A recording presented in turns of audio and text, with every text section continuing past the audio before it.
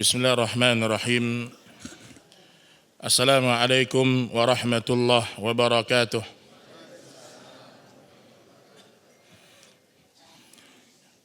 Alhamdulillahilladzi hamdan katsiran tayyiban mubarakan fih kama yuhibbu rabbuna wa yardah. Wa ashhadu an la ilaha illallah wahdahu la syarika lah. Wa ashhadu anna Muhammadan abduhu wa rasuluh.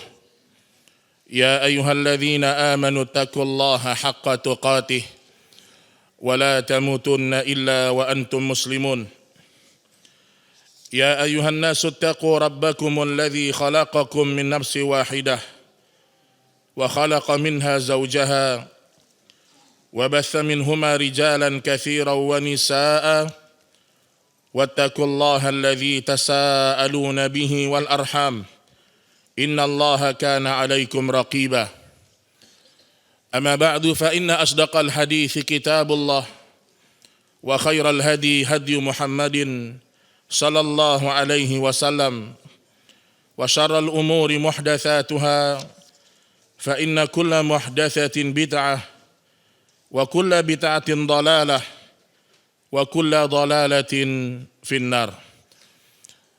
Kaum muslimin dan kaum muslimat, ikhwan dan akhwat, Bapak Ibu rahimani wa rahimakumullah. Alhamdulillah pada pagi hari ini kita akan membahas sebuah pembahasan yang sangat penting.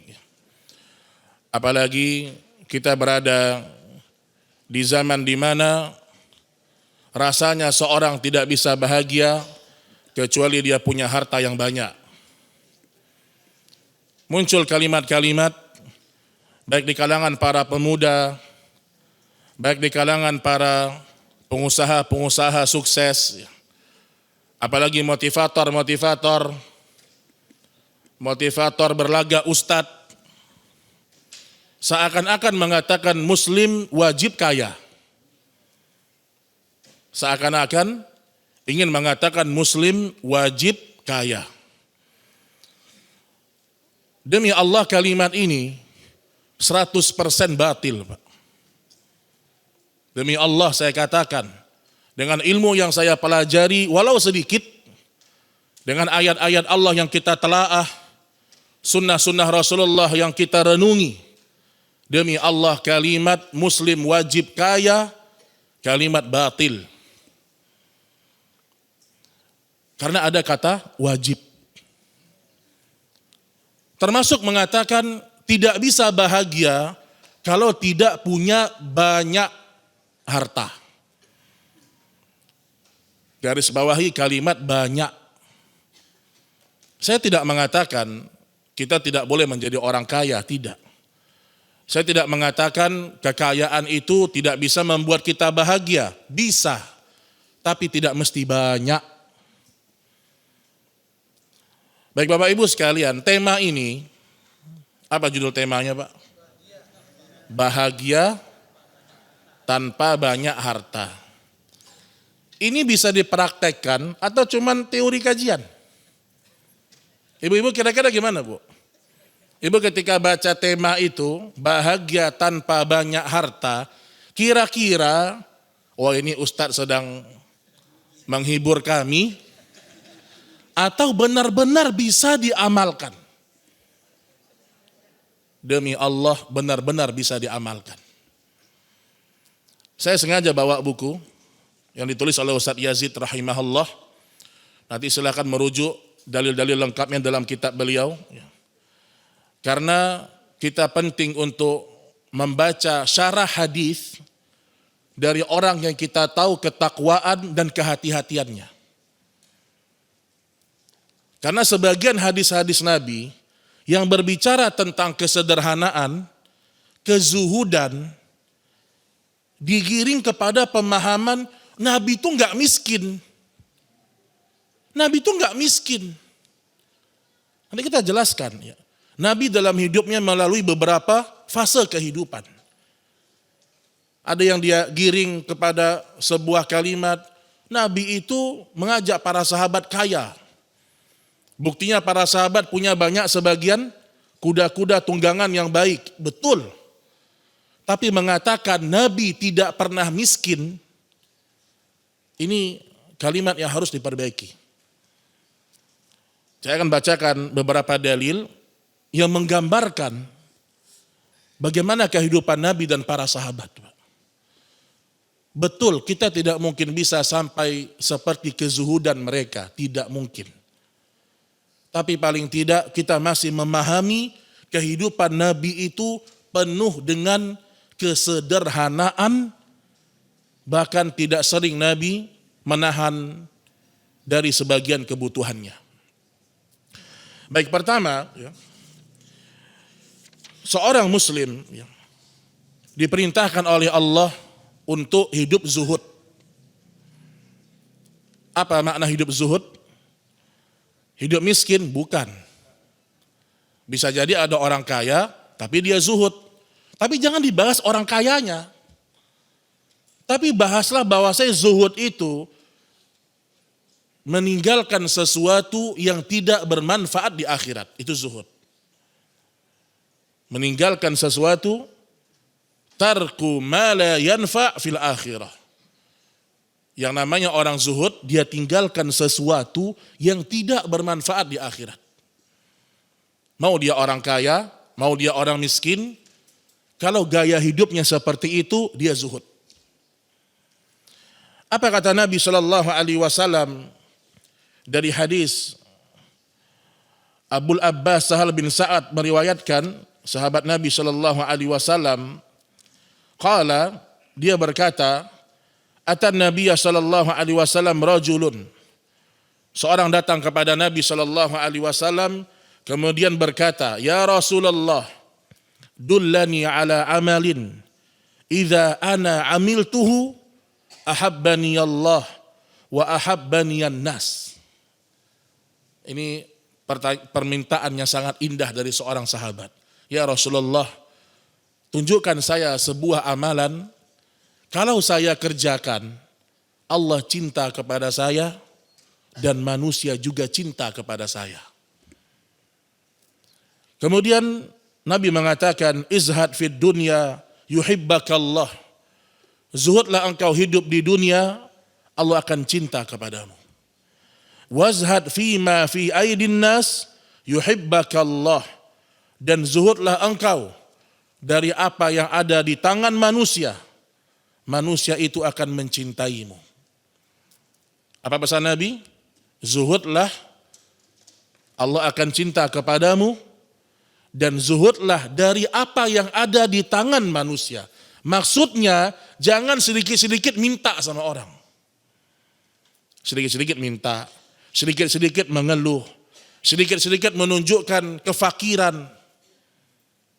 Kalau kita tidak pernah menunjukkan kesulitan kita sama orang, kita zuhud dari apa yang ada di tangan manusia, yuhibbukallah, Allah akan cinta kepadamu. Ini wahyu. Ini lisan Nabi Shallallahu Alaihi Wasallam yang berucap ma yantiqu anil hawa, yang tidak pernah berucap dengan hawa nafsunya. Baik, saya akan gambarkan kepada Bapak Ibu sekalian bagaimana kesederhanaan Nabi Shallallahu Alaihi Wasallam dalam hidup. Jadi supaya nanti setelah kita melihat bagaimana kehidupannya Rasulullah dan kita meyakini Rasul orang paling bahagia, berarti walau tidak banyak harta bisa bahagia. Pertama, seorang muslim, sebelum saya bacakan hadisnya, seorang muslim jangan terlalu sedih, jangan terlalu berduka cita kalau Allah takdirkan sampai dia wafat dia fakir. Ada enggak orang yang seperti ini? Ada, Pak. Allah takdirkan dengan hikmah Allah, dengan ilmunya Allah, memang takdir dia fakir sepanjang hayatnya. Jangan dia terlalu bersedih. Sebaliknya, jangan dia terlalu bahagia kalau Allah takdirkan dia sepanjang hayatnya kaya. Karena kaya dan miskin bukan ukuran seorang hina atau mulia. Ingat itu baik-baik. Kaya miskin bukan ukuran seorang hina atau mulia. Qarun Allah benamkan ke dalam bumi. Abu Jahal tewas di perang Badar. Fir'aun ditelan sama laut. Bilal bin Rabah, terompahnya, sendalnya didengar oleh Nabi Shallallahu Alaihi Wasallam di surga. Siapa Bilal? Budak berkulit hitam. Kemudian Nabi Shallallahu Alaihi Wasallam menggambarkan dalam hadis yang dikeluarkan oleh Imam Ahmad, laisal ghina an kathratil arat, walakinnal ghina ghinan nafs.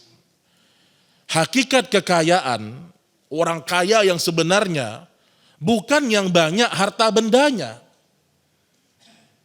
Walakinnal ghina ghinan nafs. Orang yang sebenarnya kaya adalah orang yang hatinya merasa ridho dan cukup dengan rezeki yang Allah karuniakan. Mungkin manusia memandang dia kasihan, Pak.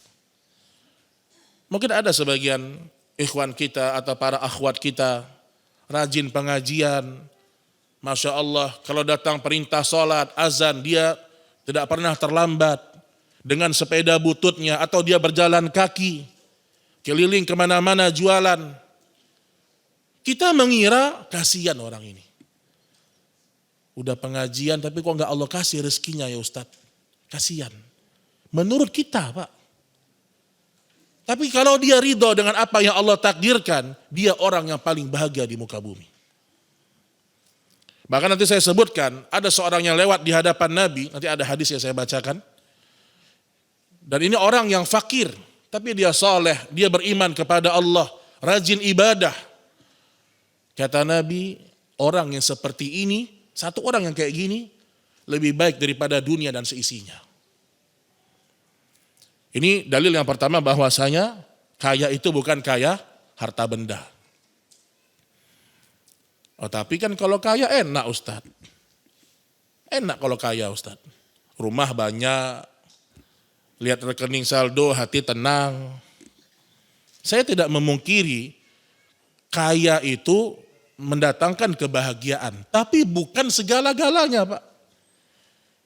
Tadi malam saya iseng-iseng lihat data-data orang-orang kaya yang masuk ke data Forbes, orang kaya terkaya di dunia. Tapi saya cari orang kaya di dunia yang mati bunuh diri, banyak Pak. Apa begitu dia bahagia?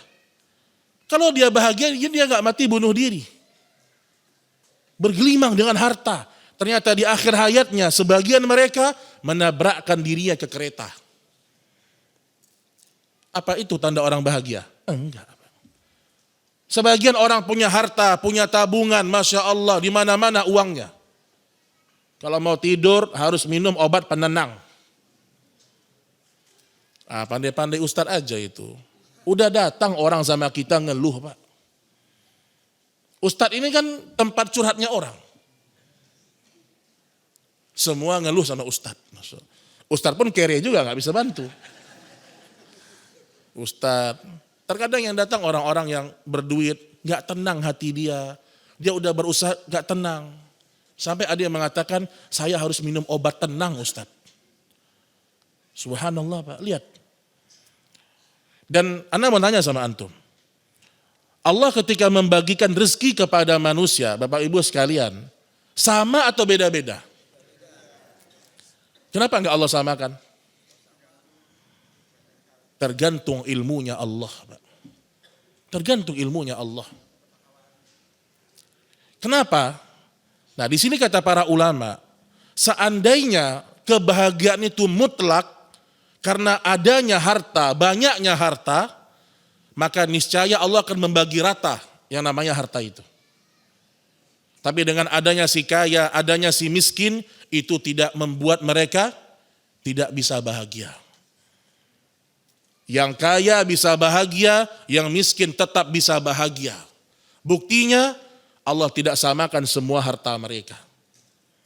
Seandainya harta itu satu-satunya cara untuk bahagia, maka Allah akan zalim sama kita. Allah zalim berarti tidak memberikan rata kepada manusia. Allah mengatakan lahu maqalidus samawati wal ard yabsutur rizqa liman yasha wa yaqdir. Milik Allah semua yang ada di langit, semua yang ada di bumi, dan dia membentangkan rezekinya, dia memberikan rezekinya, dan dia menakarnya sesuai dengan kehendak dan ilmunya. Si fulan matinya usia 50 aja lah. Rezekinya mungkin sekian ratus juta. Itu yang baik untuk dia. Oh, kalau fulan ini, kalau saya kasih rezeki dia meluas, dia akan rajin bersedekah, dibanyakkan rezekinya. Intinya dengan ilmunya Allah. Oh, kalau fulan ini, adalah kasih fakir aja. Karena kalau dia fakir, dia tetap istiqamah ke masjid. Belum tentu, Pak. Betapa banyak orang yang tadinya miskin, tiba-tiba Allah berikan dia rezeki, lupa sama agama. Banyak atau tidak? Banyak, Pak. Banyak. Nah, ini dia dalil yang kita sebutkan. Kemudian lihat lagi. Rasulullah Shallallahu Alaihi Wasallam dari hadis Abu Hurairah, dia berkata, Abu Hurairah berkata, Jibril duduk menghadap kepada Nabi Shallallahu Alaihi Wasallam. Kemudian melihat ke arah langit. Jadi Jibril sedang duduk bersama Nabi, kemudian melihat ke arah langit.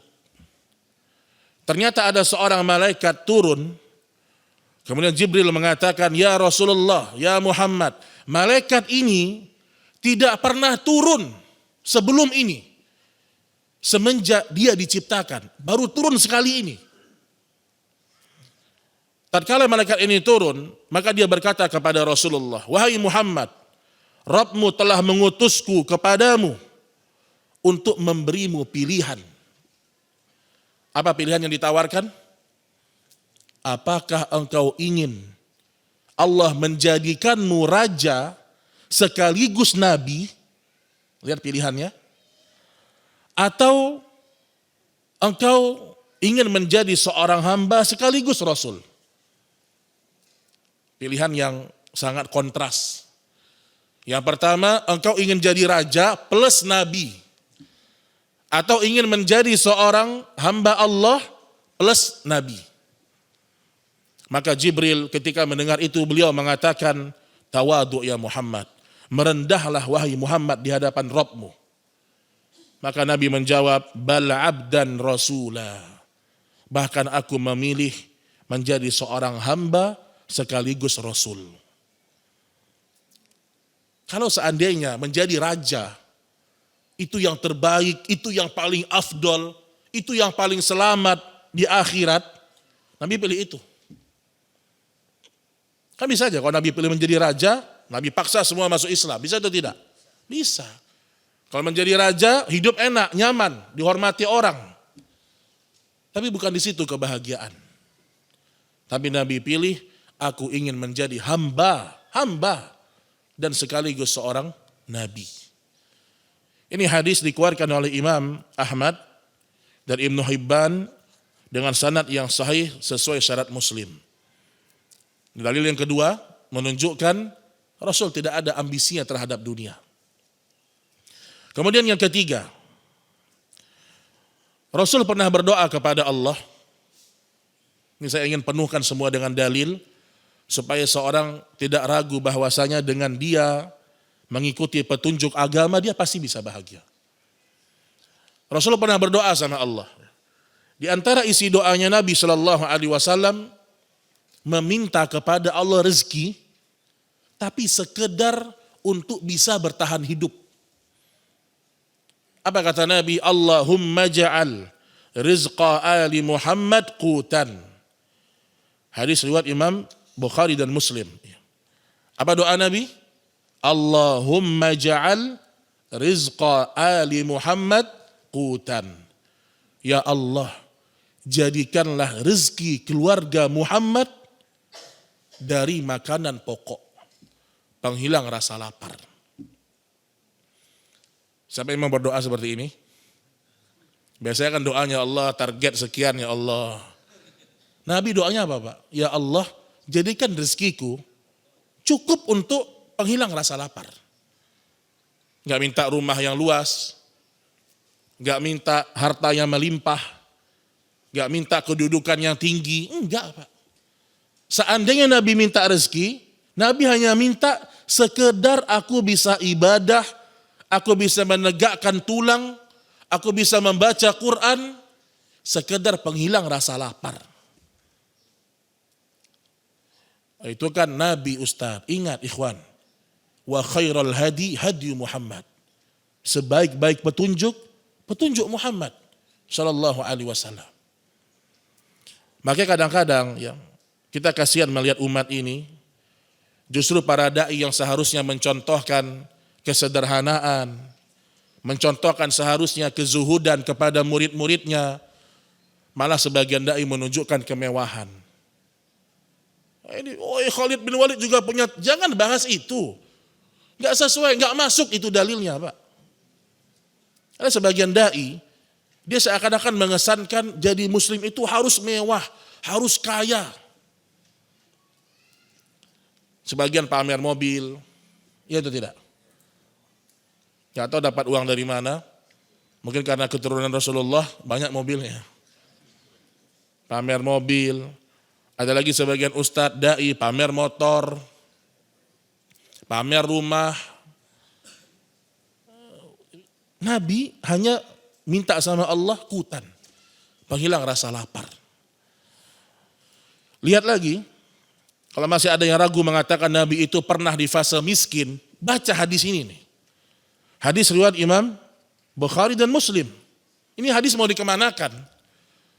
Jadi kadang-kadang ada kalimat-kalimat dari sebagian dai, kayak mengajak orang itu, kalau ente miskin, ente perbaiki diri. Jangan begitu Pak. Antum nih kalau miskin, mungkin antum banyak maksiat. Masya Allah. Gimana ini? Antum nih kalau miskin, antum nih pasti ada sesuatu antum ini. Muslim Allah cukupkan hidupnya. Kita nggak tahu dengan dosa orang. Tapi yang kita tahu Abu Hurairah miskin. Suhaib Ar-Rumi miskin. Bilal miskin. Abu Hurairah pernah jatuh pingsan karena lapar. Bayangkan. Apakah mereka orang-orang yang ahli maksiat? Apalagi ada kalimat Muslim kalau belum kaya gagal Islamnya. Masya Allah. Ini kalimat Pak. Semoga saya tidak berlebihan dalam mengatakan, sama seperti dia mengatakan Abu Bakar gagal beragama, bukan Abu Bakar, Bilal gagal beragama. Bilal gagal beragama. Kalau dikatakan Muslim sukses harus kaya, maka dia sama seperti mengatakan Bilal gagal beragama. Karena Bilal sepanjang hayatnya miskin. Berarti Mus'ab bin Umair gagal beragama. Karena Mus'ab ketika wafat tidak cukup kain kafannya menutup tubuhnya. Berarti seluruh sahabat Nabi, Ahlus Suffah, yang jumlahnya 300 orang, berarti gagal beragama. Karena mereka orang-orang yang tidak punya tempat tinggal. Makanya motivator aja. Ustadz gitu loh. Jangan ngajak orang jadi kaya, ngajak orang bertauhid. Bukan jadi kaya. Ngajak orang kalau kaya beramal. Ngajak orang kalau engkau miskin sabar, ridho. Begitu dai. Bukan ngajak kepada kekayaan. Bukan Pak. Makanya Aisyah radhiyallahu taala anha, apa pernyataan Aisyah? Ini pernyataan istri, Masya Allah. Kalau istri yang udah ngomong benar itu insya Allah. Iya enggak ibu-ibu? Kalau istri yang udah ngomong tentang duit suaminya, benar itu. Sekarang kita dengar nih, apa pernyataan Aisyah tentang rumah tangganya. Kata Aisyah, Ummul Mukminin, ibunda kita radhiyallahu taala anha, "Ma syabi'a alu Muhammadin sallallahu alaihi wasallam mundu qadimal Madinah."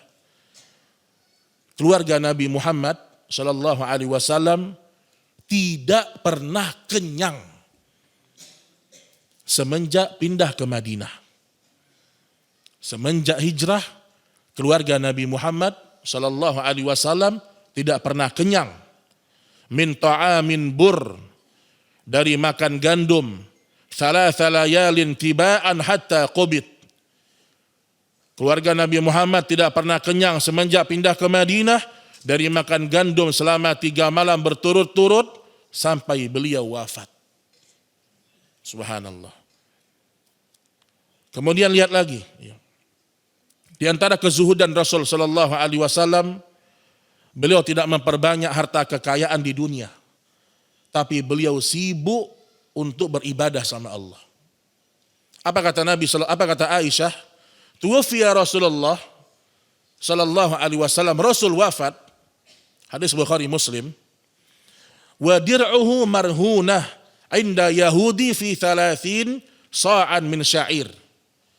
Rasulullah wafat, meninggal dunia, sedangkan baju besi beliau digadaikan kepada seorang Yahudi sebagai jaminan untuk 30 sok gandum. Ini miskin atau kaya, Pak? Sampai menggadaikan baju supaya bisa membeli gandum. Tolong jawab, ini miskin atau kaya?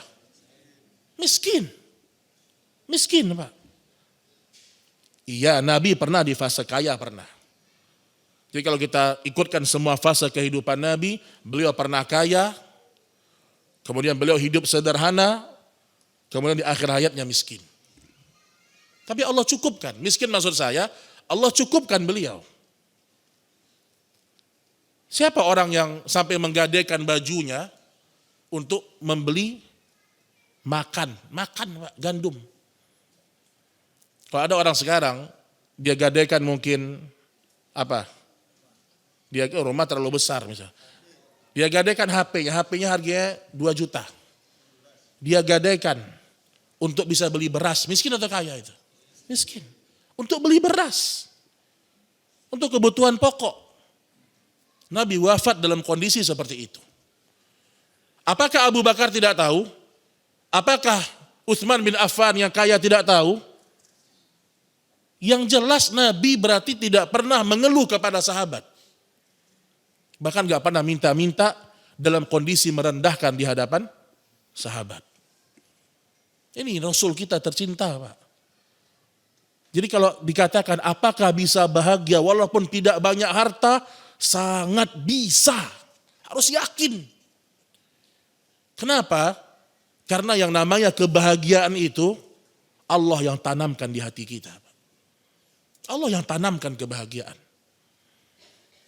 Dan salah satu kunci ingin hidup bahagia, Allah telah terangkan dalam Al-Quran, alladzina amanu wa tatma'innu qulubuhum dzikrillah. Orang-orang yang beriman, hati mereka tenang. Syekh Abdul Razak hafizahullah dan sebagian para ulama tafsir ketika menjelaskan ketenangan, maksudnya apa? Tidak ada di hatinya kegelisahan. Jadi dikatakan kapan seorang dikatakan bahagia? Ketika hatinya tidak menyimpan kegelisahan. Tidak ada gelisah. Tenang, nyaman. Tidak ada rasa ketakutan yang berlebihan. Orang-orang beriman hatinya tenang dengan berzikir. Ingat sama Allah. Ala bi dzikrillahi tatma'innul qulub. Bukankah dengan berzikir kepada Allah hati menjadi tenang? Jadi kalau kita sedang tidak bahagia, bukan karena nggak punya uang. Asli bukan nggak punya uang, Pak. Benar-benar kita kurang zikir. Itu jawabannya. Gimana Anda mau bahagia, Ustadz? Mikirkan SPP anak. Bisa antum zikir sama Allah. Coba deh. Gimana Anda mau bahagia, Ustadz? Ini usaha kurang. Bisa antum zikir sama Allah. Antum husnuzon sama Allah. Karena Al-Quran turun bukan teori saja. Bukan penghibur. Benar-benar bisa dipraktekkan. Benar-benar bisa dipraktekkan. Tinggal kita mau berusaha atau tidak. Mau yakin atau tidak. Baik, kemudian dalil yang berikutnya. Lihat ya. Sampai datang dalam hadis ya, riwayat Imam Al-Baihaqi dalam Syu'aibul Iman. Nah, ini hadis yang sahih ya. Aisyah berkata, ini Aisyah yang bercerita ya. Ibunda kita radhiyallahu taala anha. Lihat di sini jemaah, Nabi juga tidak suka dikasihani orang, enggak suka Nabi. Apa kata Aisyah? Dakhalat alayya imra'atun minal ansar. Seorang wanita dari kalangan Ansar masuk ke dalam rumahku, kata Aisyah. Fara'at firasha Rasulillah sallallahu alaihi wasallam qatifatan mathniyah. Terus wanita Ansar ini melihat alas tidurnya Rasulullah adalah kain yang mathniyah ini mungkin kurang lebih kain yang dilipat aja gitu. Jadi ada kain dilipat supaya agak empuk bagian lantainya. Dilihat sama wanita Ansar ini, ternyata begitu tempat tidurnya Rasulullah sallallahu alaihi wasallam. Ketika dia lihat itu, tentu dia kasihan. Fantalaqat faba'athat ilayya bi firashin hashwuhu suf. Setelah dia melihat itu, dia kemudian keluar dari rumah. Kemudian dia kirimkan kepada Aisyah kasur yang berisi kain suf wol. Itu kain yang lembut, yang layak untuk dipakai tidur lah. Anda melihat, apakah Nabi senang seperti itu? Fadakhala alayya Rasulullah sallallahu alaihi wasallam faqala, "Ma hadza ya Aisyah?" Kemudian Nabi sallallahu alaihi wasallam datang dan masuk ke dalam rumahnya. Nabi lihat ada kasur baru. "Ma hadza ya Aisyah?" Apa ini ya Aisyah? Maka Aisyah mengatakan, "Ya Rasulullah, fulanah al-ansariyah dakhalat alayya fara'at firashak fadhahabat faba'athat ilayya bihadza." Tadi ada seorang wanita Ansar masuk ke rumah kita dan dia melihat kasurmu ya Rasulullah, maka dia berikan yang baru. Apa jawaban Nabi sallallahu alaihi wasallam? Ruddih ya Aisyah. Kembalikan ya Aisyah. Di sini ingat, Nabi bukan sombong, bukan. Ya. Bukan tidak mau menerima hadiah, bukan. Karena di sebagian hadis Nabi terima hadiah. Tapi ada kejadian-kejadian Nabi merasa saya cukup kok dengan ini. Mungkin masih ada yang lebih membutuhkan. Apa kata Nabi? Ruddih ya Aisyah. Kembalikan ya Aisyah. Apa ucapan Nabi kepada Aisyah berikutnya? Fawallahi demi Allah. Lau syi'tu la ajrallah ma'i jibal az-zahab wal fiddah. Demi Allah, seandainya aku mau, Allah akan menjalankan gunung emas dan perak bersamaku. Seandainya aku mau. Lihat Pak. Bukan Nabi gak bisa minta emas sama Allah. Sebagian riwayat menyebutkan, ya Aisyah, seandainya aku mau, Allah akan menjadikan gunung emas berjalan di belakangku. Subhanallah. Nabi benar-benar terdidik dengan wahyu sehingga tidak ada keinginannya untuk berlebih-lebihan terhadap dunia. Kita berusaha hidup seperti itu. Walaupun kita nggak mungkin, kita jauh, tapi kita berusaha. Kita berusaha. Cuman kalimat terakhir ini antum nggak bisa ngomong itu, hanya Nabi yang bisa. Sayang, kembalikan itu. Kalau saya mau, nggak bisa. Allah akan jalankan emas di belakang saya, nggak bisa. Ini hanya Nabi yang sah untuk ngomong seperti ini. Ya, dan Nabi berkata seperti itu kepada Aisyah, bukan menghibur Aisyah, bukan Bapak Ibu. Seandainya Nabi benar-benar minta, Allah akan jalankan itu. Antum ingat, setiap ada kalimat-kalimat yang berisi kayak seperti itu ya. Itu benar-benar seandainya Nabi minta, Allah akan berikan. Atau ada pernyataan Nabi yang menurut kita luar biasa. Itu benar-benar kalau Nabi kerjakan itu sesuai dengan pernyataan beliau. Contoh misalnya, Nabi pernah berjalan bersama Abu Dzar radhiyallahu taala anhu. Tiba-tiba Nabi tunjuk gunung Uhud. Terbayang sama kita bagaimana besarnya Uhud. Besar Uhud itu jemaah. Kemudian Nabi mengatakan kepada Abu Dzar, ya Abu Dzar, seandainya Allah jadikan gunung Uhud ini emas untukku, seandainya, tidak kurang dari 3 hari aku sudah bagikan kepada orang-orang fakir. Jadi kalimat ini bukan sekadar penghias, bukan. Seandainya benar-benar Allah jadikan gunung emas, Nabi benar-benar melakukannya, Pak. Makanya Aisyah terdidik dengan semangat Nabi dalam bersedekah. Ketika Nabi sudah wafat, Aisyah masih hidup. Umurnya 18 tahun Aisyah. Aisyah pernah diberikan hadiah oleh Muawiyah bin Abi Sufyan. Muawiyah menjadi khalifah pada waktu itu, maka dia memberikan sebagian baitul mal kepada Aisyah. Istri Nabi, dimuliakan, dihormati, dicukupkan kebutuhannya. Diberikan, wallahu alam saya lupa jumlah, tapi sekitar, pokoknya miliaran. Sekitar 4 miliar lah. Kata Muawiyah, dia utus seseorang, wahai fulan, engkau pergi kepada Aisyah, berikan harta ini kepada dia. Dan perhatikan apa yang Aisyah lakukan dengan harta ini. Dikirimlah orang ke sana, dikasih kepada Aisyah. Diperhatikan sama orang ini, apa yang Aisyah lakukan dengan harta ini. Apakah dipakai sama Aisyah, Pak? Tidak, Pak. Apakah untuk beli baju ibu-ibu? Enggak. Beli tas branded? Enggak ada. Ganti rumah? Enggak. Subhanallah. Aisyah terdidik oleh suami yang suka bersedekah. Kata orang yang memperhatikan perbuatannya Aisyah, ternyata harta 4 miliar tadi, pagi hari diberikan kepada Aisyah radhiyallahu anha, sore hari sudah selesai dibagikan semuanya. Bayangkan antum. Siapa yang mendidiknya? Terdidik dengan wahyu. Bukan terdidik dengan kata ustadz, dengan wahyu, Pak. Kata ustadz enggak apa-apa, jangan kata ustadz, kata Allah. Tapi kata ustadz, kata Allah, ingat itu. Ingat jemaah. Didik jiwa kita ini bermanhaj salaf, kata Allah, kata Rasul. Ingat, dua ini kita didik jiwa kita. Kata ustadz kalau sesuai dengan dalil ambil. Kalau tidak sesuai campakkan jauh-jauh, buang jauh-jauh.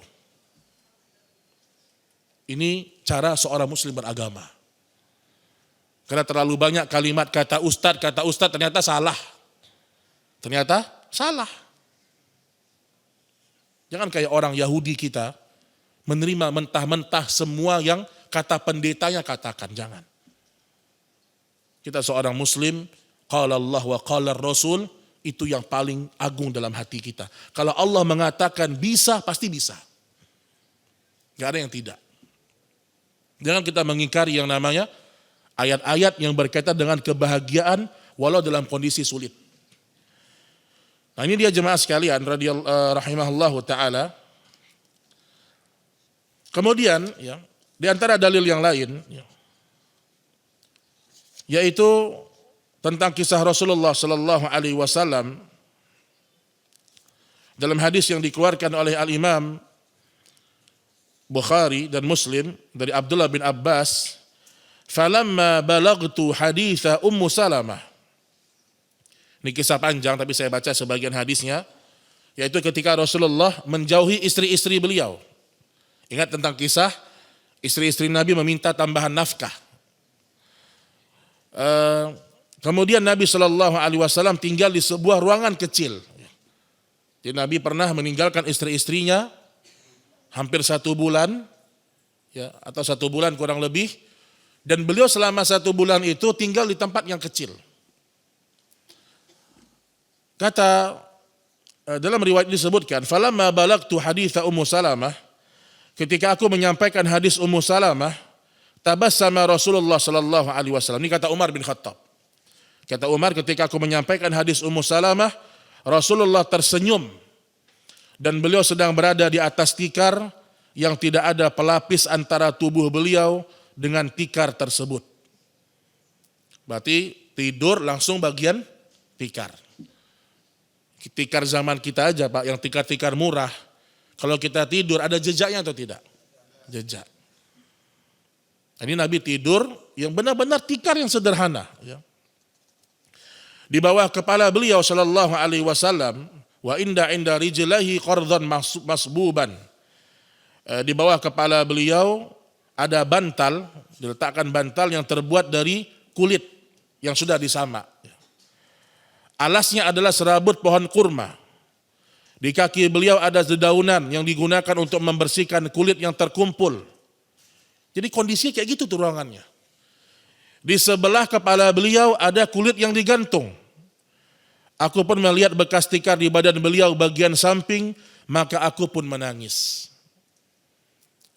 Saat kan zaman dulu memang kayak gitu. Enggak, zaman dulu juga ada orang yang hidupnya nyaman, Pak.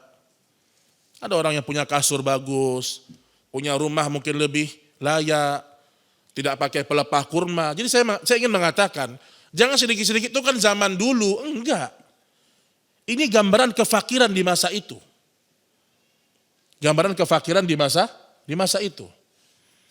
Umar bin Khattab melihat Nabi tidur dan ternyata fara'aitu atharal hasir fi janbihi fabakaitu.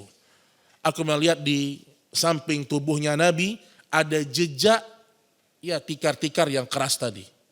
Fabakaitu, aku pun menangis. Umar menangis melihat keadaannya Rasulullah sallallahu alaihi wasallam. Lihat di sini. Ketika Umar nangis apa kata Nabi? Ma yubakika? Wahai Umar, apa yang membuat engkau menangis? Faqultu ya Rasulullah, inna Kisra wa Qaisara fima huma fih wa anta Rasulullah. Kata Umar, sesungguhnya Persia, sesungguhnya Kisra dan istana-istana mereka luar biasa gitu loh. Orang-orang Kisra ya, mereka itu punya kenikmatan yang luar biasa di istana-istana mereka. Wa anta Rasulullah. Dan engkau ini Rasulnya Allah. Seakan-akan Umar sedih ya. Kenapa raja-raja yang notabene mereka sebagian yang tidak beriman kepada Allah, tapi hidup mereka nyaman dengan istana-istana, sementara engkau ini Rasulnya Allah. Engkau pernah naik ke atas langit, itu ibaratnya. Berjumpa dengan Allah, berjumpa dengan malaikat-malaikat Allah. Engkau orang yang pertama kali mengetuk pintu surga. Tapi kehidupannya seperti ini. Apa jawaban Nabi Shallallahu Alaihi Wasallam? Ama tarda an takuna lahumud dunya walanal akhirah. Simpel jawaban Nabi, Pak. Jawaban Nabi Shallallahu Alaihi Wasallam, tidakkah engkau ridho dunia untuk mereka, orang-orang kafir, raja-raja Kisra yang kafir itu, dan akhirat untuk kita? Selesai, hibur itu aja, Pak. Apakah engkau tidak ridho dunia untuk mereka, akhirat untuk kita? Kenapa Nabi bisa mengucapkan kalimat ini? Karena Nabi dididik dengan wahyu, dunia itu enggak ada nilainya dibandingkan dengan akhirat. Kenapa Nabi bisa ngomong seperti ini? Nabi itu udah lihat surga dia, Pak. Tinggal kita percaya atau tidak kepada lisannya Nabi. Jadi Nabi itu sudah lihat surga, udah lihat neraka, ternyata memang ada gitu loh. Maka wajar, artinya beliau sangat menunjukkan kepada para sahabat, beginilah kehidupan seorang mukmin. Gak masalah kayak gini hidup gitu loh. Maka kita bisa bayangkan kalau seandainya Nabi Muhammad SAW seperti Nabi Sulaiman, ya, mungkin banyak orang yang akan menyangkal ya. Ya Nabi Muhammad kaya, saya susah. Enggak, ini contoh. Nabi tetap semangat beribadah, bersyukur kepada Allah walau dalam kondisi yang seperti ini. Dalam lafaz yang lain Nabi mengatakan, ulaika qaumun ujjilat lahum thayyibatuhum fil hayatid dunya. Wahai Umar, mereka adalah kaum yang disegerakan untuk mereka kenikmatan-kenikmatan dalam kehidupan di dunia ini. Jadi kita harusnya ada kesulitan sedikit di rumah atau sedang tidak ada pekerjaan, maka ingat ada orang yang lebih mulia daripada kita, ujiannya lebih berat, tapi dia tetap bersyukur dan ridho kepada Allah. Rasul Shallallahu Alaihi Wasallam pernah mengatakan, qad aflaha man aslam, beruntunglah orang-orang yang masuk Islam. Wa ruziqa kafafan, kemudian Allah berikan rezeki kepada dia. Rezeki yang cukup. Wa qanna'ahu Allahu bima atah. Ini yang paling penting jemaah. Setelah diberikan rezeki, Allah anugerahkan ke dalam hatinya sifat qanaah. Sifat qanaah. Itulah orang yang kaya sebenarnya, itulah orang yang paling bahagia sebenarnya. Makanya di antara sebab kenapa kita sulit bahagia, kita selalu melihat ke atas. Sering-sering teman sama orang miskin, sering-sering. Kunjungi rumah mereka, dekat dengan mereka, dengarkan curhatan mereka, dengarkan. Ini kita dengar curhatnya orang kaya terus. Bagaimana ya Ustadz, saya pengen beli tas harga 5 juta, tapi suami gak mau. Gimana Pak? Jangan dengar curhatnya orang kaya, jangan. Antum jadi, waduh, pusing saya Ustadz. Perusahaan saya yang kelima ini, yang kelima. Masya Allah. Jangan, antum dengar orang-orang miskin bercerita.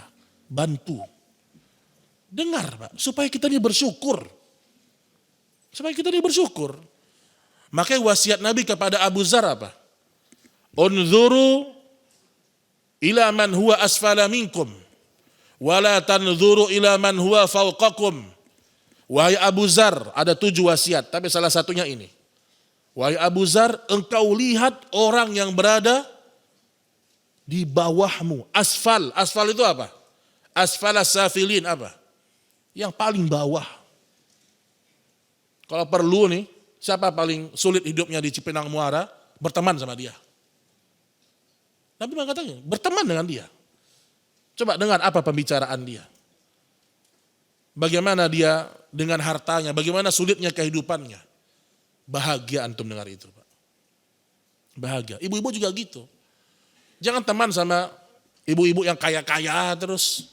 Jangan. Terus bicaranya masalah dunia. Kalau aku dikasih suami aku 20 juta sih sehari sebulan. Jangan dengar emak-emak yang kayak gitu, jangan. Ibu berteman dengan muslimah-muslimah ya, yang dia taat, tapi dia fakir, dekati dia. Ya orang kaya juga banyak yang Masya Allah banyak, tapi saya sedang fokus membahas, kalau kita miskin, kita bisa bahagia, bukan gak bisa.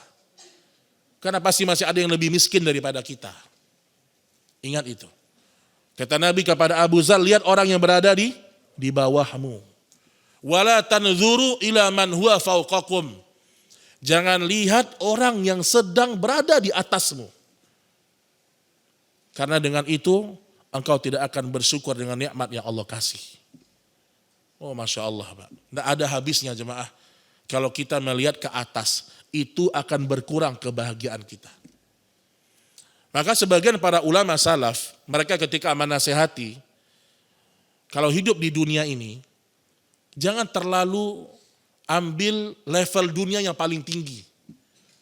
Nanti turunnya susah untuk menikmati. Contoh gini, contoh aja ya, sederhana lah kehidupan sehari-hari. Antum pernah makan nasi padang atau tidak?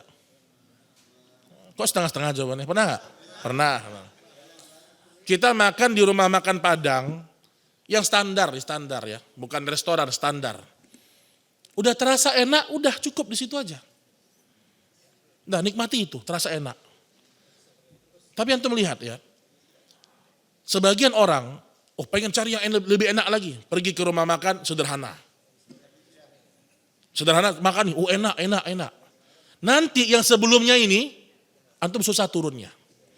Ini pengalaman masalah makanan soalnya. Coba Pak, bener. Antum kalau pernah coba durian yang blackton misalnya. Yang manisnya luar biasa, antum terlalu tinggi naiknya. Ketika antum dikasih rezeki sama Allah di bawah itu, rasanya hati gimana gitu. Bahasa saya, antum makan tunjang di restoran Padang, dengan makan tunjang di warung makan. Kalau sudah cukup ini enak, sudah itu nikmati terus. Antum naik ke level atas, antum susah turun. Itu dunia Pak. Kata Ibnu Qayyim, itulah hukuman bagi pecinta dunia. Harus naik level terus. Dan harus naik level, harus naik usaha mencari dunia. Kalau antum sudah terbiasa, misalnya pergi liburan. Di hotel bintang 4 cukup situ aja. Antum naik bintang 10 kalau ada ya. Antum naik bintang 5, terus sering-sering di situ, antum turunnya susah. Apalagi anak-anak. Kok kayak gini sih Ma, kemarin bagus hotelnya. Sulit Pak. Makanya anak-anak didik dunianya pelan-pelan. Kalau ingin naik pelan-pelan. Sedikit-sedikit aja. Lagi ada harta nih Bapak Ibu, dapat rezeki nih. Liburan, gak usah jauh-jauh. Kita libur ke Bandung. Jangan langsung ke Swiss, jangan. Terlalu tinggi antum mengambil dunia. Nanti antum turun sulit, benar Pak. Ada rezeki, mau pulang kampung naik pesawat. Kalau sudah nyaman dengan level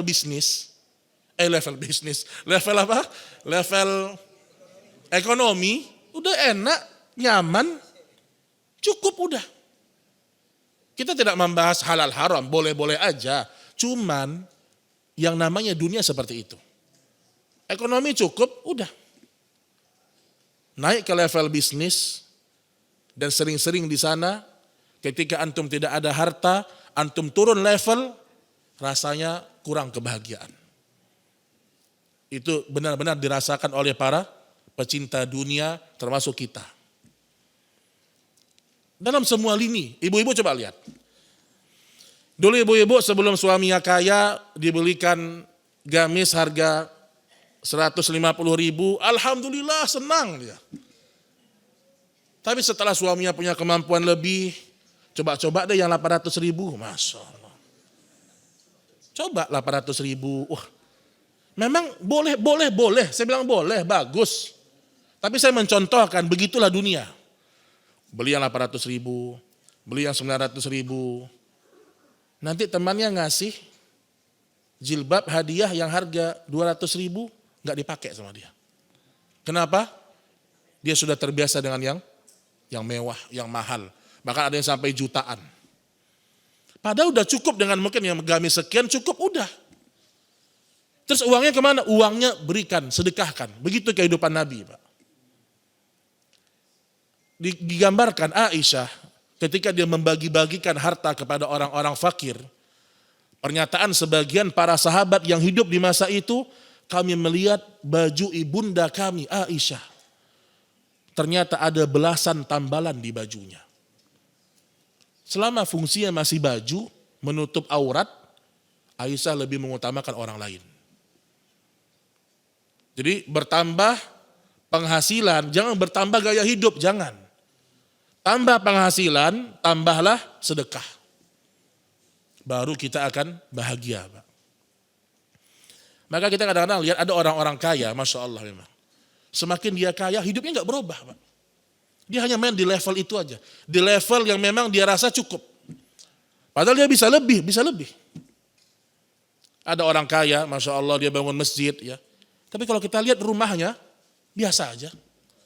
Dia bangun masjid sampai puluhan miliar. Puluhan miliar bangun masjid. Untuk rumahnya biasa aja. Terus waktu ditanya kenapa gak mau lebih Pak. Udah dunia ini secukupnya aja kata dia. Orang kaya ya. Masya Allah. Kalau orang kaya ngomong kita percaya. Kalau orang miskin ngomong mana Pak? Secukupnya aja. Sebenarnya sama aja secukupnya ya. Cuma maksud saya ada orang-orang kaya seperti itu dia Pak. Dan Allah tahu dengan dititipkan ke orang tersebut, dia akan berbagi kepada kaum muslimin. Makanya teman-teman sekalian ya, seorang ketika dia ingin bahagia, jangan dia selalu dipikirkan harta, jangan. Tapi dia pikirkan qanaah, merasa cukup, bersyukur. Ibnu Qayyim sebut ada 3 alamatus sa'adah secara ringkas. Pertama Ibnu Qayyim sebutkan dapat nikmat bersyukur. Yang kedua dapat musibah bersabar. Yang ketiga banyak-banyak beristighfar.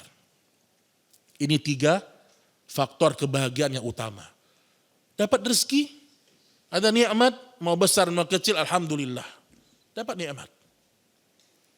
Dapat musibah, dapat cobaan, sabar. Tetap kita bahagia kalau kita sabar Pak. Ingat gak dengan kisah Ummu Sulaim ketika anaknya meninggal dunia. Kemudian dia gak ngasih tahu sama suaminya. Antum kalau baca kisah itu, Apa yang beliau lakukan? Pertama, ketika anaknya meninggal, dia nggak langsung kasih tahu sama suaminya. Tapi yang dia lakukan, dia siapkan semua menu makanan untuk suaminya. Suaminya datang disiapkan makanan semuanya. Anda mau tanya sama ibu-ibu ya. Bagaimana Bu sedihnya hati seorang ibu, anaknya sudah meninggal, tapi dia masih bisa buat masakan untuk suaminya. Itu hati yang ridho berarti dengan takdir. Bayangkan lagi, bukan hanya itu. Setelah suaminya makan, sudah kenyang, maka malam itu istrinya ini berhias. Kemudian dia melayani suaminya dengan hubungan biologis. Anak baru meninggal nih. Malamnya bisa berhias di hadapan suami. Nah setelah itu baru dia kasih tahu. Wahai suamiku, kalau seandainya ada seorang menitipkan barangnya kepada kita, kemudian dia ambil, apakah dia berhak untuk mengambilnya? Kata suaminya, iya dia berhak untuk mengambilnya. Baru dia sampaikan, anak kita sudah wafat, Allah telah mengambilnya. Apa kata suaminya? Antum baca riwayat itu, dia mengatakan istirja. Inna lillahi wa inna ilaihi raji'un. Allah alhamdulillahi ala kulli hal, kata dia. Semua kembali kepada Allah, semua milik Allah, segala puji bagi Allah dalam setiap keadaan. Tapi poinnya apa? Poinnya si istri ini masih bisa dia apa? Melayani suaminya, menyiapkan makanan. Anak baru meninggal. Nah suaminya ini mengadu kepada Rasul Sallallahu Alaihi Wasallam. Kemudian apa kata Rasul? Apakah malam itu kalian berhubungan biologis? Kata dia, iya. Maka Nabi doakan semoga dari anak kalian ini lahirlah para penghafal Quran. Dan ternyata iya. Banyak para penghafal Quran dari keturunan dua suami istri ini. Artinya tidak dicabut kebahagiaannya kalau dia tetap ridho dengan takdirnya Allah Subhanahu wa taala. Baik ikhwan dan akhwat rahimani wa rahimakumullah. Wallahu a'lam bissawab. Ya ini mungkin satu lagi ya.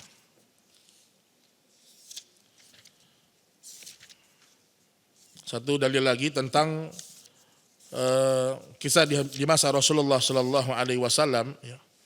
Hadis dari Sahal bin Sa'ad radhiyallahu taala anhu, dalam hadis riwayat Imam Al-Bukhari, seorang laki-laki fakir dari kaum muslimin, Rasulullah Sallallahu Alaihi Wasallam bertanya kepada para sahabat. Jadi ada lewat seorang laki-laki fakir di hadapan Nabi dan para sahabat, laki-laki fakir miskin. Kemudian Nabi bertanya, bagaimana pendapat kalian tentang orang fakir yang lewat tadi? Apa jawaban para sahabat? Sahabat menjawab sesuai dengan kondisi dia. Kata para sahabat, dia orang Islam yang fakir ya Rasulullah. Layak bila pinangannya ditolak. Jadi orang fakir kalau dia melamar ya cenderung ditolak lamarannya. Yang kedua, apabila minta pertolongan, dia nggak ditolong sama orang.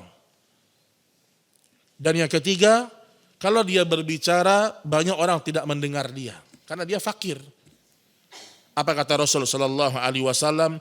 Hadza khairun min mil'il ardi mithla hadza. Orang ini lebih baik daripada isi bumi semuanya. Orang yang tadi barusan lewat, yang kalian bilang dia miskin, kalau melamar ditolak sama orang, kalau ngomong dia nggak dianggap sama orang, kalau dia minta tolong orang nggak mau bantu dia mungkin karena nggak ada manfaatnya, nggak ada timbal baliknya. Kata Nabi, orang yang tadi lewat ini itu lebih baik daripada dunia dan seisinya. Jadi agama kita ini sangat dalam jemaah ya. Kita kalau baca hadis itu kita renungi, subhanallah ya. Ternyata agama kita agama yang benar-benar sempurna. Kemudian perhatikan lagi ya. Jangan pernah kita sedikit pun meremehkan orang-orang fakir, jangan. Karena mereka punya doa-doa yang mungkin kita nggak punya. Dalam hadis yang dikeluarkan oleh Al-Imam An-Nasa'i dari Sa'ad bin Abi Waqqas, kata Nabi, innama yansurullah hadhil ummah bidha'ifiha. Subhanallah. Sesungguhnya Allah menolong umat ini dengan sebab orang-orang lemah di antara mereka. Bidakwatihim, karena banyak orang-orang lemah, orang-orang fakir yang berdoa untuk mereka. Wasolatihim, orang-orang fakir, miskin, yang mereka salat untuk mereka. Wa ikhlasihim, dan keikhlasan mereka. Lihat ini Pak, dalil bahwasanya jangan pernah meremehkan orang-orang fakir, miskin, apalagi dia seorang muslim.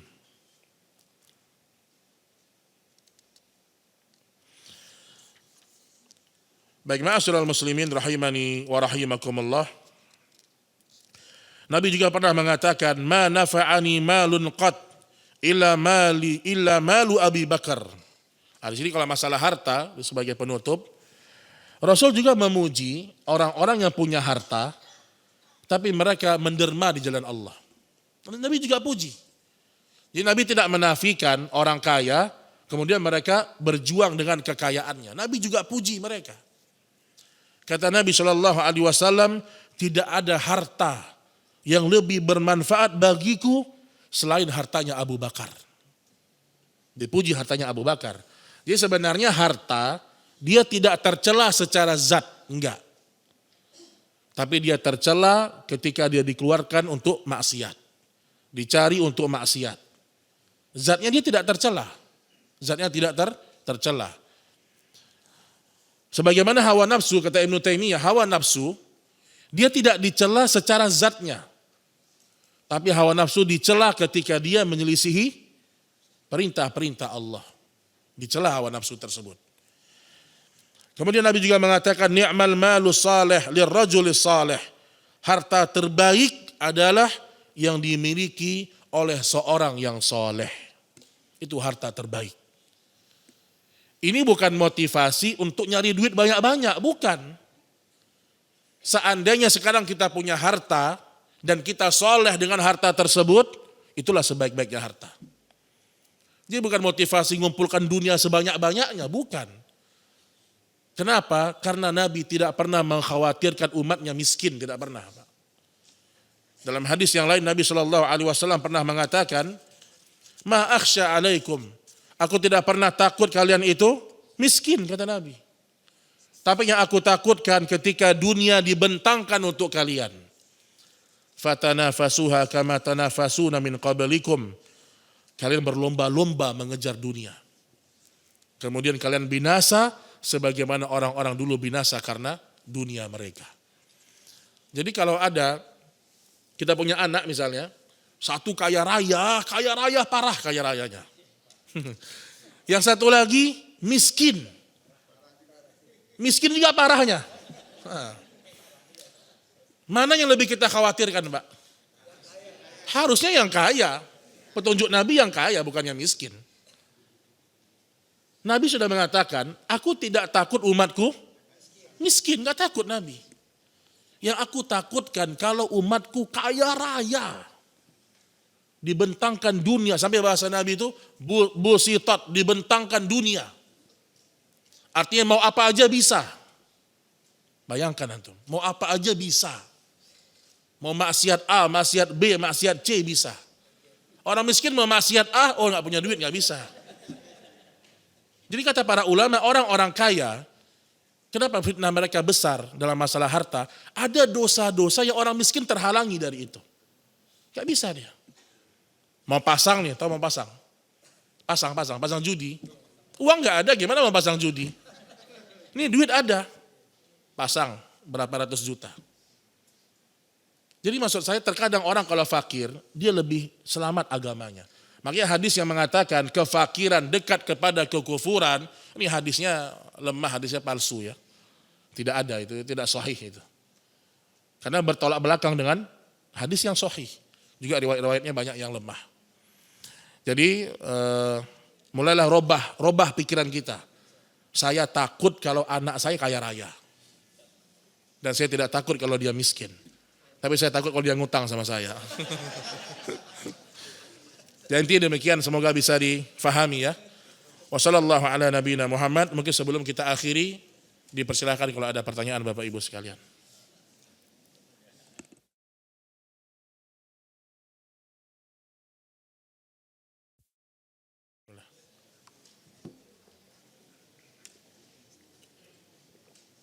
Assalamualaikum warahmatullahi wabarakatuh. Ustadz tadi Ustadz menyebut Rasulullah pernah hidup dalam fase kaya raya. Dan kemudian juga Rasulullah pernah hidup dalam fase kemiskinan. Nah, pertanyaan satu ke Ustadz, kapan Rasulullah hidup dalam fase kaya raya? Itu terjadi apakah sebelum masa kenabian atau setelah masa kenabian dengan banyaknya ganimah dari perluasan wilayah Islam. Dan kemudian apakah Rasulullah dalam fase kemiskinan setelah beliau pindah ke Madinah? Saat itulah beliau miskin, padahal kan umat Islam saat di Madinah sudah mulai luas wilayahnya dan sudah banyak juga ganimah-ganimah yang diterima dari hasil rampasan perang. Dan kalau memang Rasulullah miskin, bagaimana caranya Rasulullah menafkahi istrinya menjelang Rasulullah meninggal dunia, wafat meninggal dunia. Demikian Ustaz, terima kasih. Wassalamualaikum warahmatullahi wabarakatuh. Pertanyaannya, ya. Jadi Bapak Ibu, kalau kita merincikan kehidupannya Rasulullah, jadi kita hanya membahas satu dari rincian kehidupan Rasul. Jadi kalau kita baca, kalau kita mau bahas Rasulullah pernah kaya, juga ada rinciannya. Jadi Rasul pernah kaya, baik sebelum masa kenabian atau setelah masa kenabian. Contoh misalnya Rasul ketika menikah dengan Khadijah memiliki mahar yang cukup luar biasa. Ya. Jadi di masa-masa sebelum kenabian pun Rasul memiliki kekayaan. Ya. Jadi ada pernah di fase itu. Ya. Adapun berapa lamanya, wallahu a'lam, tidak ada dalil yang tegas menyebutkan. Intinya pernahkah kaya. Nah, begitu juga dengan masalah kemiskinan. Ya. Tadi ucapannya Aisyah sangat tegas. Semenjak pindah ke kota Madinah, maka keluarga Muhammad tidak pernah kenyang. Tidak pernah kenyang. Ada juga riwayat menyebutkan selama 2 bulan, marra hilalun, thumma hilalun, lam yuqad fi baitin nabi an-nar. Berlalu 1 bulan, berlalu hilal bulan yang kedua, tidak ada yang bisa dihidupkan api, enggak ada yang bisa dimasak di rumahnya Rasulullah. Ini pengakuannya Aisyah. Terus orang-orang nanya sama Aisyah, apa yang kalian makan selama 2 bulan tersebut? Kata Aisyah, al-aswadan, air dengan kurma. Ini miskin atau tidak? Miskin Pak. Air dan kurma. Nah, jadi Nabi pernah di fase yang 2 bulan tidak hidup api di rumahnya, tidak bisa masak. Namun tidak terus menerus. Jadi saya ingin menyampaikan bahwasanya apakah ketika Nabi miskin itu Nabi tidak bahagia? Bahagia. Apakah ketika Nabi tidur di atas tikar tadi, ya, apakah Nabi tidak bahagia? Bahagia. Adapun berapa lamanya, memang tidak ada dalil yang tegas menyebutkan. Tapi dari banyak riwayat kesederhanaannya Nabi, bagaimana rumahnya Nabi, ya, itu menunjukkan juga bahwasanya Nabi hidupnya itu pernah sederhana, pernah benar-benar miskin. Nah, wallahu a'lam, adapun tadi pertanyaan bagaimana Nabi menafkahi istri-istrinya, makanya Pak, istri-istri Nabi sudah dikasih pilihan sama Allah, ayatul khiyar. Kan turun ayat mengatakan apa? Wa in kuntunna turidunal hayatad dunya wa zinataha fata'alain. Kata Nabi, kata Allah, kalau seandainya engkau wahai istri-istri Nabi, katakan kepada istri-istri wahai Nabi, kalau engkau ingin kehidupan dunia dalam rumah tangga ini, kesini semua kalian. Wa umatti'akunna sarahan jamila. Aku akan berikan harta sama kalian, kata Nabi, setelah itu aku ceraikan. Tapi dalam ayat yang lain, ayat berikutnya Allah mengatakan, kalau seandainya turidunal hayatad dunya, kalau seandainya kalian menginginkan akhirat, kalau menginginkan akhirat dalam rumah tangganya Nabi, maka Allah menyiapkan bagi kalian pahala dan ampunan. Nah, semenjak ayat ini turun, maka para istri-istri Nabi pun sudah siap. Berarti hidup dengan Nabi penuh dengan kesederhanaan, bahkan harus jatuh miskin dalam beberapa kesempatan. Jadi itu ayat khiyar. Jadi istri Nabi pernah dipilih, mau pilih mana? Mau tetap sama Nabi tapi hidup susah, atau mau pisah aja? Maka Aisyah yang pertama mengatakan, aku tetap ingin bersama Rasulullah, maka semua pun mengikuti dengan Rasulullah. Jadi Nabi tetap menafkahi, tapi pernah fase di mana tidak ada satupun yang bisa diberikan kepada orang fakir di rumah Nabi. Jadi ada orang datang ke rumahnya Rasul, minta tolong lah, minta bantuan, minta makan dan seterusnya. Kata Aisyah, nggak ada yang bisa dikasih ya Rasul, nggak ada makanan, nggak ada yang bisa dikasih. Kalaupun ada, Aisyah kasih biasa, tapi nggak ada. Terus orang ini disuruh untuk cari ke istri Nabi yang kedua, rumah istri Nabi yang kedua, ketiga, keempat, kelima. Ternyata semuanya nggak ada yang bisa dikasih. Itu miskin atau tidak? Miskin. Pernah di periode itu. Dan di sini juga dalil Nabi itu adil sama istrinya ketika poligami. Satu lagi sulit semuanya. Nah, itu adil namanya itu. Adil itu. Di rumah Aisyah nggak ada makanan, di rumah yang lain pun juga nggak ada. Jangan sampai di rumah istri pertama nggak ada makanan, istri kedua karena masih muda banyak makanan. Ini nggak adil. Bangkit di hari kiamat rusuk bengkok. Hati-hati. Ini besok bengkok-bengkok ini hati-hati.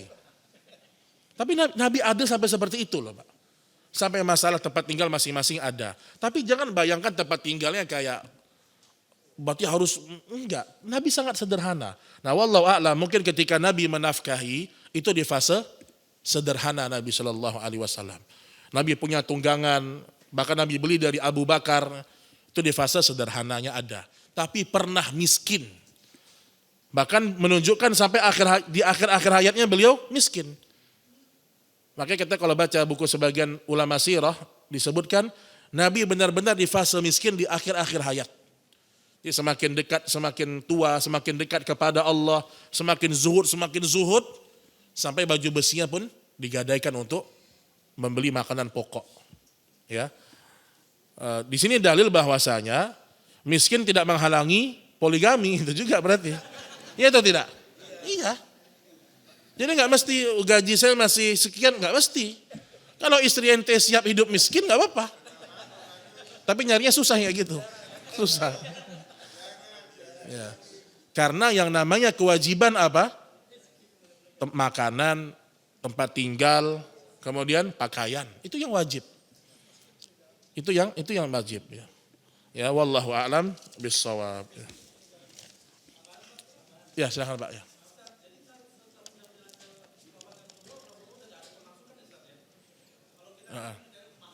Ya. Ya, jadi kalau Rasulullah ya, beliau tidak boleh menerima sedekah. Jadi Nabi dan keluarga tidak boleh menerima sedekah atau zakat. Tapi beliau menerima hadiah. Ya, terkadang para sahabat memberikan hadiah kepada Rasulullah SAW. Terkadang Nabi dapat dari harta rampasan perang. Yang menariknya Pak, ketika Nabi dapat harta rampasan perang, ada banyak budak-budak juga ditawan. Fatimah minta satu sama Nabi, tidak dikasih sama Nabi. Fatimah dalam hadis dia sampai mengaduk gandum sampai tangannya kasar. Memukul gandum sampai tangannya kasar. Ali mengangkat ember dari air sampai berjejak di lehernya Ali. Fatimah miskin, Ali miskin. Nah Fatimah tahu Nabi memiliki banyak budak, wanita. Dia minta satu sama ayah. Ya saya butuh satu. Dikasih gak sama Nabi? Enggak. Alasan Nabi apa? Ahlu suffah lebih butuh. Ada yang lebih butuh daripada engkau wahai Fatimah. Gak dikasih sama Nabi. Yang Nabi ajarkan apa malah? Zikir, Masya Allah. Jadi kalau istri antum minta pembantu, kasih aja zikir. Enggak lah, ini sebagai contoh aja ya. Bang capek nih bang, nyuci bang ini. Dek nih sesuai sunnah ini. Baca zikir. Tapi ibu-ibu, ini tetap ibu bisa praktekkan ya. Walaupun ibu mungkin udah laundry sekarang, mungkin muda laundry, udah nggak sesulit orang masa dulu, tetap praktekkan zikir ini. Ya. Itu zikir penghilang capek sebelum tidur, tasbih, tahmid, takbir itu. Ya, wallahu a'lam ya, bissawab.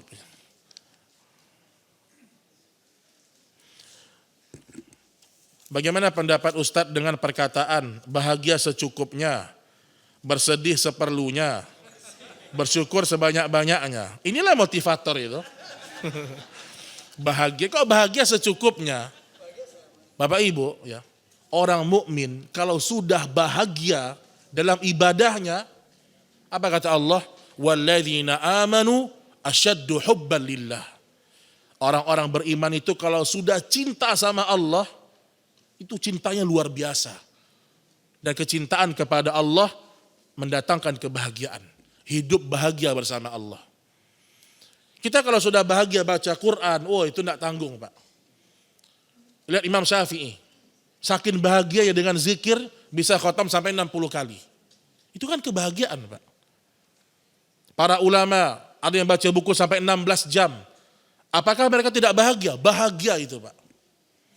Maka dibedakan, ada kalimat bahagia, ada kelezatan.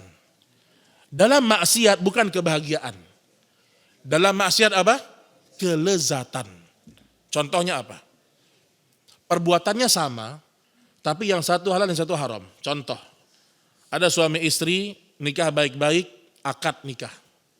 Kemudian mereka berhubungan biologis, ada kebahagiaan, ada kenikmatan. Ada orang berzina, apakah sama kebahagiaannya? Enggak. Mau berzina, lihat-lihat dulu ada enggak orang masuk hotel, lihat-lihat CCTV takut. Kemudian selesai melakukan yang dia rasakan kelezatan sesaat. Selesai dia berzina, nanti ketahuan enggak ya? Ada perasaan merasa bersalah. Nanti kalau hamil gimana? Ya ini kalau hamil bersyukur. Ya ini kalau hamil malah petaka. Jadi beda walaupun sama perbuatannya. Tapi kalau sudah melanggar aturan Allah pasti akan mendatangkan yang namanya kesengsaraan. Jadi bahagia enggak? Bahagia, kita bahagia. Bersedih seperlunya. Ya kalau bersedih atas dasar sewajarnya itu ada benarnya ya. Kalau bersedih seperlunya di tempatnya bersedih wajar. Suami meninggal sedih wajar ya. Istri meninggal sedih wajar ya. Itu sesuatu yang wajar ya. Bersyukur sebanyak-banyaknya. Ya ini ada benarnya, ada benarnya. Tapi tetap aja motivator juga bahasanya nih. Apakah perkataan termasuk zuhud? Ya kalau kita dalami lagi, zuhud bukan hanya dalam masalah barang-barang. Termasuk seorang berpikir, kalau saya ngomong ada pahalanya enggak? Gitu. Kalau saya ngomong Allah ridho atau tidak? Itu termasuk orang yang hati-hati dengan lisan. Dulu Imam Ahmad pernah mengatakan, saya setiap melangkah saya pikirkan, kalau karena Allah saya lanjutkan amal saya. Kalau bukan karena Allah maka saya berhenti. Jadi intinya memperbarui terus yang namanya niat termasuk lisan. Mau ngomong sama teman nih, pikir dulu ada faedahnya enggak ya? Mau nanya nih, kalau enggak ada faedahnya enggak usah ngomong. Mau nanya sesuatu ada pahalanya enggak ya? Kalau enggak ada pahalanya enggak usah nanya. Imam Malik pernah memarahi seseorang yang bertanya kepada beliau, "Wahai Imam, berapa umurmu?" Kata Imam Malik, "Engkau sedang jumpa sama saya, tanya ke hukum agama, ini tanya umur apa manfaatnya?" Sampai seperti itu Pak. Apa manfaat nanya umur apa Pak? Berapa umur Ustadz? Ini untuk apa nanya umur? Kan gak ada manfaatnya kan? Gak ada manfaatnya. Termasuk juga berapa istri Ustadz? Jangan tanya-tanya juga. Gak ada juga manfaatnya Pak. Antum urus istri antum selesai. Kan gitu Pak. Jadi termasuk juga ibu-ibu ketika mau nanya sesuatu pikirkan. Ada pahala gak saya nanya ini? Itu saking detail ya seorang mukmin ya. Ada pahalanya atau tidak. Bagaimana cara menumbuhkan zuhud dari diri kita? Yang pertama, kita harus beriman bahwasanya setiap yang kita punya akan dihisap. Mau beli mobil lagi nih, beli motor lagi, pikir. Ini motor yang berikutnya ada manfaatnya atau tidak? Perlu atau tidak? Mau pergi liburan, ada manfaatnya atau tidak? Jadi setiap mau melakukan, selalu pikirkan, nanti kalau ditanya Allah, saya bisa jawab atau tidak? Sebagian salaf mengatakan, setiap engkau ingin melakukan sesuatu, maka tanyakan dalam hatimu. Kalau besok aku ditanya Allah, aku selamat atau tidak? Itu kuncinya itu Pak. Mau pergi liburan ke satu tempat, tanyakan tempat itu kira-kira kalau aku besok ditanya Allah, aku bisa jawab atau tidak? Mungkin tempatnya banyak maksiat, banyak perempuan buka aurat misalnya. Aku kalau ambil harta ini di hari kiamat gimana? Aku selamat gak dari pertanyaan Allah atau tidak? Itu belajar zuhud seperti itu. Belajar zuhud itu seperti itu. Tahu aibnya orang. Aku cerita, aku bisa pertanggungjawabkan gak besok di hadapan Allah? Jadi selalu ingat ada pertanyaan di hari kiamat. Kalau begitu kita hidup Pak, subhanallah ya. Kita akan hati-hati dalam setiap perkataan dan perbuatan kita. Hati-hati kita. Izin bertanya Ustadz, ana dan suami sudah hijrah beberapa tahun yang lalu. Setelah hijrah, hidup kami berubah. Ekonomi sulit. Pelan-pelan Allah takdirkan kami menjual satu persatu aset kami. Apakah ini tanda Allah sedang membersihkan harta kami? Mohon nasihatnya Ustadz agar kami tidak gelisah dan khawatir berlebihan. Pertama, ya, siapapun yang hijrah, terkadang memang Allah uji dengan kesulitan ekonomi. Bahkan lihat sahabat. Jadi Bapak Ibu setiap dapat masalah hidup, lihat contoh Nabi sahabat, itu aja dulu. Ternyata para sahabat ketika mereka hijrah ke Madinah, Abdurrahman bin Auf yang tadinya saudagar kaya Mekah, nol hartanya Pak. Antum bayangkan hijrah itu. Mus'ab bin Umair diusir oleh orang tuanya, ibunya sangat sayang sama Mus'ab. Tapi diusir Mus'ab sampai pada akhirnya sampai meninggal dunia pun kafannya nggak cukup untuk menutup tubuh dia. Nggak punya harta dia. Abu Hurairah hijrah ke Madinah tahun 7 Hijriah dari negeri Yaman. Disebutkan Abu Hurairah di Yaman hidupnya enak. Tapi ketika hijrah ke kota Madinah, kemudian dia belajar dengan Nabi, termasuk sahabat yang fakir. Tapi dia memiliki banyak ilmu dari Nabi. Ketika ditanya sama Umar, wahai Abu Hurairah, engkau ini kan datang bertemu sama Nabi tahun 7 Hijriah. Adapun kami muhajirin, udah dari dulu sama Nabi. Tapi kenapa engkau yang lebih banyak mengetahui hadis Nabi? Apa jawabannya Abu Hurairah? Ada yang ingat jawaban Abu Hurairah? Kalian orang-orang muhajirin adalah para pedagang. Kalian di pagi hari sibuk dengan perdagangan kalian sampai sore misalnya. Dan kalian orang-orang Ansor sibuk dengan pertanian kalian. Adapun saya fakir. Saya orang yang tidak punya, kata Abu Hurairah. Sehingga kemanapun Nabi pergi, saya akan terus menemani Nabi. Jadi alasannya apa? Gara-gara saya fakir. Saya bisa mendapatkan ilmu dari Nabi. Tapi tidak pernah sejarah Abu Hurairah itu merasa dia miskin, minta-minta, tidak pernah. Radhiyallahu ta'ala anhu ya, Abu Hurairah. Jadi bagi yang bertanya, ya, pertama jangan fokus kepada musibah itu aja, jangan Pak. Ekonomi sedang sulit nih, lihat anak-anak. Alhamdulillah masih sehat-sehat. Lihat orang tua mungkin masih ada. Lihat nikmat yang ada pada tubuh. Allah mengatakan wa fi anfusikum afala tubsirun. Lihatlah diri-diri kalian, tidakkah kalian melihat? Mata yang masih terang, ya. Telinga bisa dengar, kaki masih bisa jalan. Di saat yang sama ada orang mungkin gak bisa jalan, sakit, terbaring di rumah sakit. Jadi fokus jangan hanya kepada ekonomi yang sulit. Adapun ya, apakah itu bagian dari cobaan untuk membersihkan harta? Bisa jadi, ya. Bisa jadi. Bapak Ibu, terkadang di dunia mungkin Allah tidak menolong kita. Menurut kita Allah nggak nolong kita. Buktinya saya hijrah, kok saya makin sulit misalnya. Tapi ingat, pertolongan Allah bukan hanya di dunia, tapi juga di akhirat. Itu ingat sering-sering Pak. Kalau kita doa, terasa kayak nggak ditolong sama Allah, pasti ada hikmahnya. Tapi ingat, kita berharap mudah-mudahan di akhirat kita ditolong sama Allah. Ketika hari hisab Allah ringankan. Ketika menyeberang sirat Allah lancarkan kaki kita menyeberang. Ketika ada dosa-dosa besar Allah dengan rahmatnya Allah ampuni. Sampai kata Imam Ibnu Qayyim, seandainya manusia boleh memilih, harus memilih antara ditolong di dunia atau ditolong di akhirat, maka kita akan memilih mana? Ditolong di akhirat. Benar nih kan? Benar ya. Seandainya hanya ada satu pilihan, ditolong di akhirat. Sampai ada satu riwayat ya, yang datang dari Nabi, ada seorang yang di dunia hidupnya sulit, hidupnya susah. Diuji dengan banyak cobaan. Tapi dia bersabar, dia ridho. Ternyata di akhirat itu yang membuat derajat surga dia naik. Ketika dia tahu musibah yang membuat dia naik surganya, dia mengatakan apa? Ya Allah, seandainya dulu di dunia engkau gunting-gunting kulitku, kata dia. Sehingga nanti derajatnya lebih tinggi. Ini sebenarnya soal masalah keyakinan berprasangka baik kepada Allah. Makanya bagus ya kalau ada ustadz yang bisa rutin membahas fikih Asmaul Husna, itu bagus Pak. Karena itu termasuk yang ya mungkin kurang dibahas oleh sebagian ya. Karena kita sudah fokus ke tauhid uluhiyah sudah. Uluhiyah kitab tauhid itu uluhiyah itu Pak ya. Kitab tauhid Syekh Muhammad bin Abdul Wahab itu namanya tauhid uluhiyah. Nah, kita butuh satu lagi. Rububiyah sudah, uluhiyah sudah. Kita butuh penekanan fikih Asmaul Husna.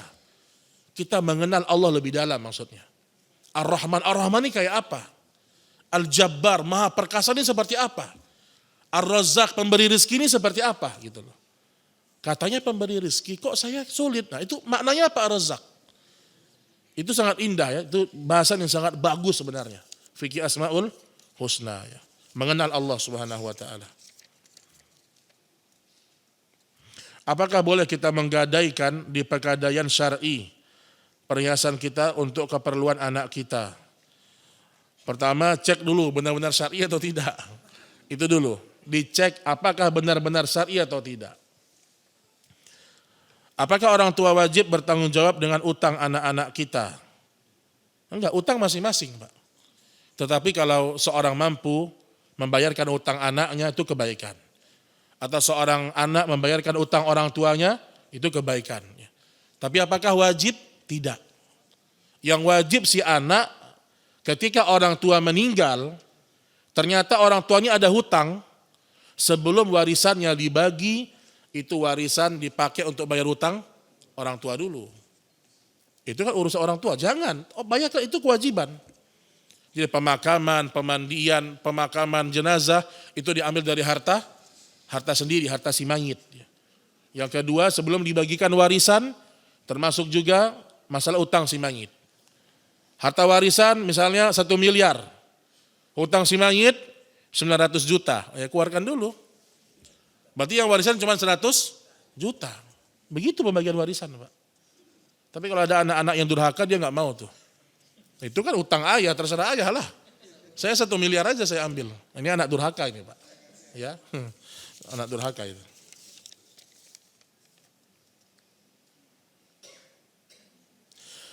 Mohon penjelasannya Ustadz tentang donasi, baik untuk fuqara atau untuk seorang ustadz yang memang terlihat membutuhkan.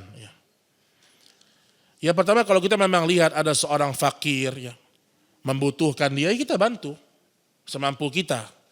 Kita lihat mungkin juga ada ustadz ya, terutama ustadz ini mungkin dia nggak menampakkan ya, tapi kita mungkin tahu informasi dia susah, bantu. Ya. Cuman jangan sampai si ustadz ini malah dia yang meminta kepada orang, jangan.